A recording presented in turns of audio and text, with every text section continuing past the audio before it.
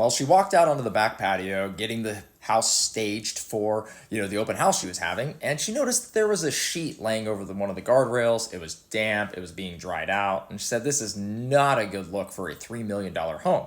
So she went downstairs and laid it onto a shelf near a light and flicked the light on, to dry it out. Her mistake, though, was that lights and sheets do not mix, and within 20 minutes had created a fire and literally burned down this $3 million home that she was listing. Not only was she listing it, but these four individuals were renting the unit from the landlord, and all of their personal belongings were also inside and went up in flames. She ends up calling the homeowner saying, "Hey, I think I accidentally burnt your house down."